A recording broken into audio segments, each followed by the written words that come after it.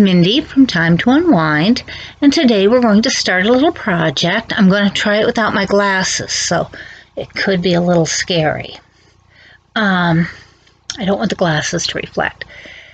I have been making caps like this for almost 40 years, and I was just playing around one day and figured out how to do it, and my family loves them. The inside is like that. If you could feel them, you would realize how thick that stitch is. Now this one actually is not quite finished. I started to rib it. Somebody needed a hat. Now I cut the yarn and tied it off. Fact is, I haven't even buried the thread there, but it's gone into use. Here's an old one of my husband's.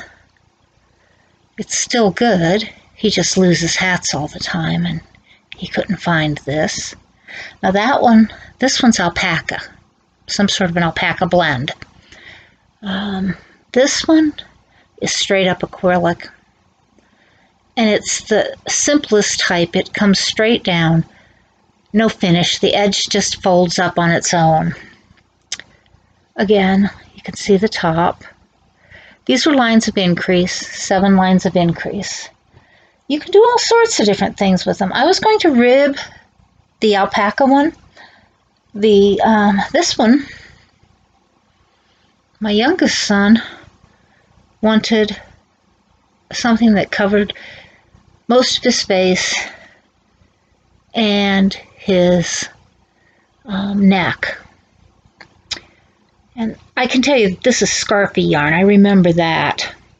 Again, on top, you have the lines of increase. You can see them. They kind of spiral out. And in this case, I worked straight down. Where are we? Stopped for a few rows, which I worked back and forth as opposed to going around. Chained across, started back and started to continue around. And then when I got down to the end, I said, I'm not going to have enough yarn to keep going with the thick stitch. So I just did single crochet around the bottom. Now, he often wears this side out. He likes it, and that's fine. A lot of people do. So, and he has the biggest head of curls, and so his hats are always bigger. So those are the general style of hats that we're going to work on. And we'll talk about ways you can make them different and ways you can keep them the same. But meanwhile, if you get some yarn, what do I have here? This is 100% acrylic. This is Dreamy Stripes by Red Heart. No affiliation with anything. But that's the one I grabbed because it's a large ball. This type of a pattern takes a good amount because it is all in post stitch. So, in this ball of yarn, it's called Mountaintop. It is 6.3 ounces or 180 grams. And to begin with, you may start it in 2 ways. First, you find that end. Where did I put it?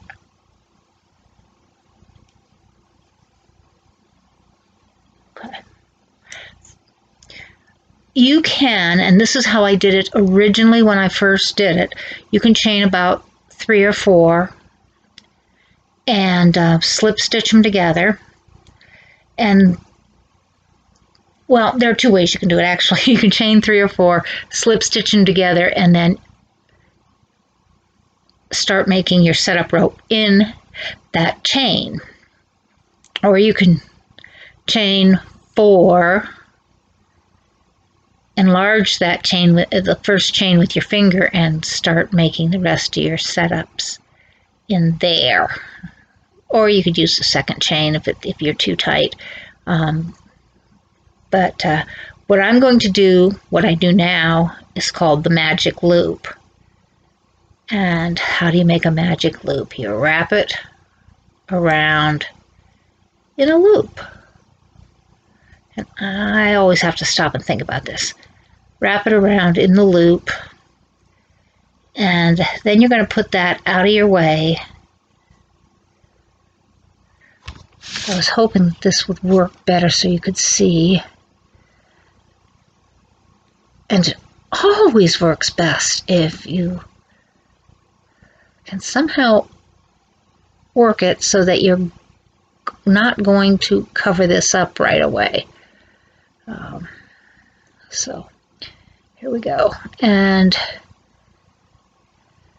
get it, and chain up. You can chain up 2 or 3 for the first stitch. It really isn't a big deal, because if it's more like a half double size, it'll be fine. But for the rest of it, you want next to put in 12 double crochets into the circle. 3, 2, 2. This is a little harder without my glasses. 3, 3, 2, 3, 4, 2, 3, 5, 2, 3, 6, 2, 3, 7, 2, 3, 8, 2, 3, 9, 2, 3, 10, 2, 3, 11, 2, 3, 12, 2, 3. Now, the next stitch will be a half double. And the only reason for that is because we're going to spiral and we want it to go smoothly. This will be this chain that we did, this chain right here. Before we started making our 12 double crochets, this will be our first stitch. And so we're going to finish this with a half double. You can do a double if you want. I just found that mine looked better with a half double there. Now, here's what I've got, and now I'm going to pull on this string and tighten this up. Later on, we will bury this by just working it in here.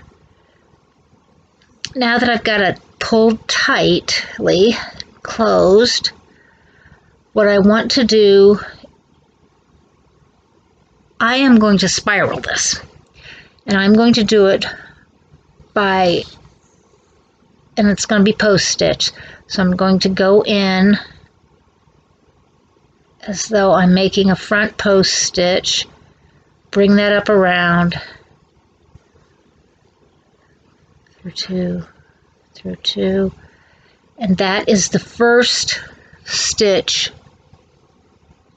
of the second round. I don't really count rounds after I get going.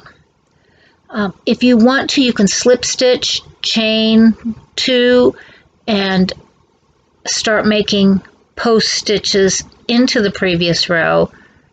I used to do that, but that leaves a seam, and I don't like having a seam. As you see, there is no seam on the inside of this. So that's my goal, is no seam. So I've put the first stitch in. Now, since this is round 2, we're going to do an increase round. And what we're going to do is we're going to increase every round after this. So we put the first stitch is just a plain stitch, but we're going to increase on the second post stitch. So you go behind it, bring up your stitch through 2. Whoops, I didn't get through 2. Can't see what I'm doing. Okay, and then on that same post, we're going to put a second one. You can just put it down below it. It's not like we're going to make it go that way. We're okay with it going that way. So through two, through two. Now, one plain, then the next one is a plain, and on that same one, your third stitch will be an increase. Now you're going to work around the whole way on this round, doing one plain, another plain with an increase on the same stitch. So it will be 1, 2, 3 for every 2 stitches. 1, 2, and then number 3 will be right there on that same stitch. 3.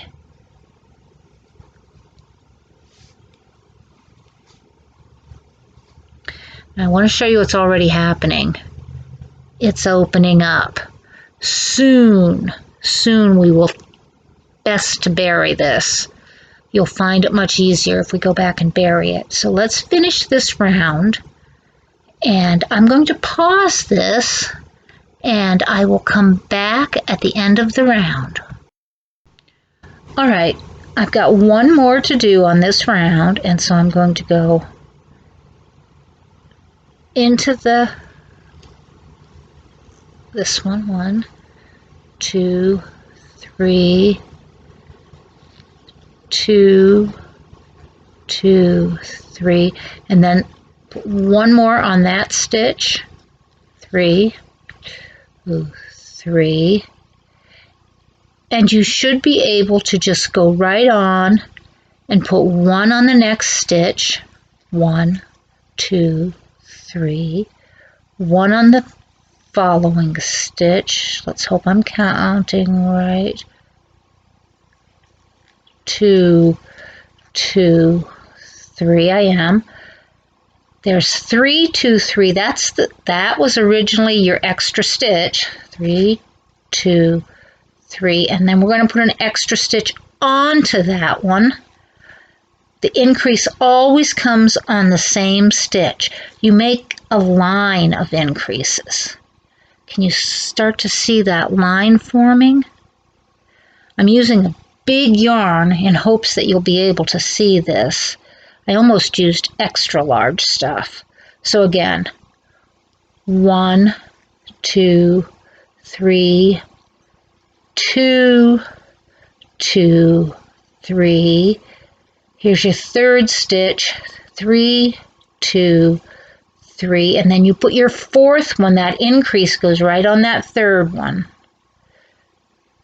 3, 2, 3. Do this one more time and then I'll let you finish out the round. 1, 2, 3, 2, 2, 3, 3, 2, 3, and the fourth one goes on that same one.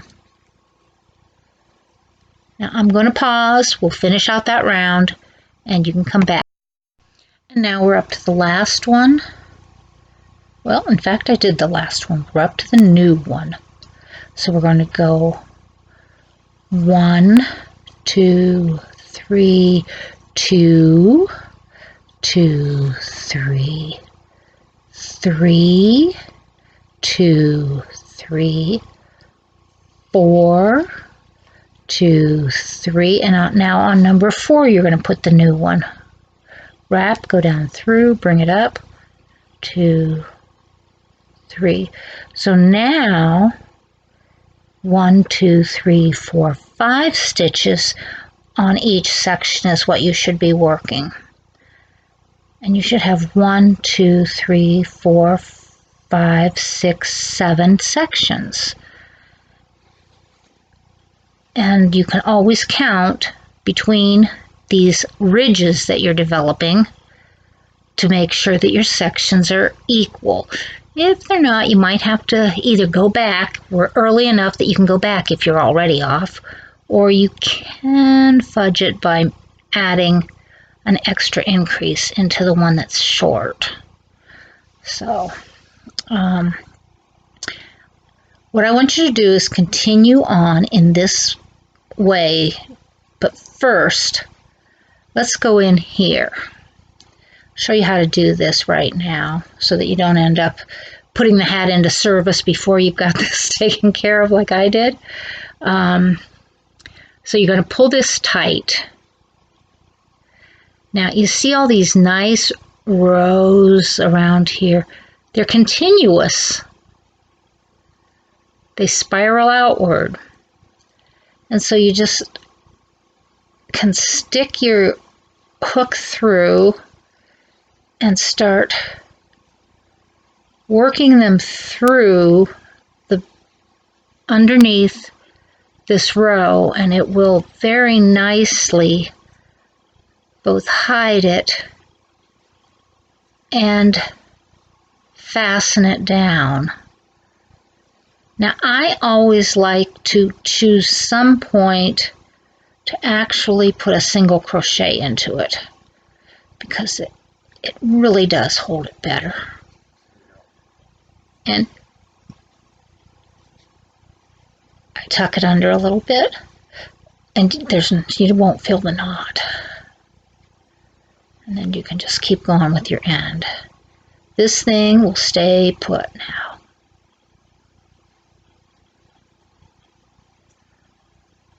And because it goes clear around, it will not. A pull in one direction is not going to do much of anything because it's in all directions. It's buried in more than one direction. It's buried in more than 3 directions actually, because it's going the whole way around almost. Depending on your length, it might go the whole way around and start in on the second row. So there we go. So now we've got it buried. Go back here and pick up. Now the next thing I want to tell you about, because I'm going to let you work on your own, and we're going to come back tomorrow with part 2 of making the basic post stitch hat, is when you're ready to quit. When are you ready to quit increasing? Make your first hat for yourself. Place it on top of your head. When your crochet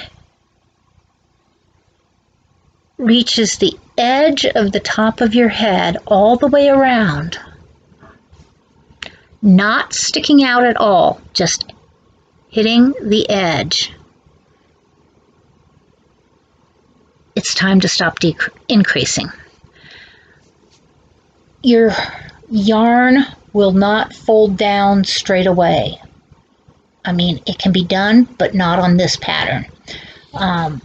So this will continue to curve out for just a little bit, so you want to stop at the very edge. And as far as I'm concerned, if you want to stop at the very edge, you can stop at the very edge, and we'll come back tomorrow. So, we'll see you tomorrow for section 2, and please hit the like button if you've enjoyed this so far.